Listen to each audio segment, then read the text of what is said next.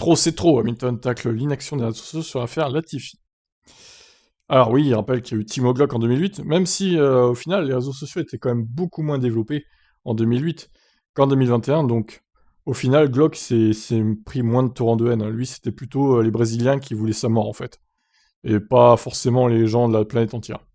Alors du coup, on passe du coup les introductions. Latifi a dû prendre d'autres des gardes du corps, ça oui on est au courant. Le Britannique, fort de son poids dans le débat, met la pression sur les GAFAM et Twitter. À quand une vraie régulation des réseaux sociaux?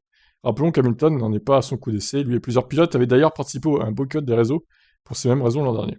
En fin de compte, je ne pense pas qu'il y ait un énorme changement, une évolution ou un travail suffisant de la part des plateformes sociales. Nous devons encore faire pression pour qu'elles apportent des changements, a déclaré Lewis. La santé mentale est un vrai sujet, et par le biais de ces réseaux, les gens sont victimes de harcèlement et personne ne mérite cela. Ça ne devrait jamais être toléré.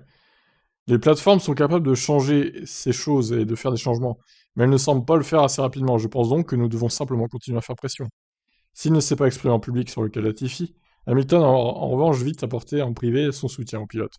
J'ai été en contact avec lui, il a tout mon soutien, je sais combien il peut être difficile dans cette situation. C'est important pour lui de savoir qu'il a le soutien des gens qui l'entourent. Vous pouvez voir qu'il y a tellement de passion dans ce sport.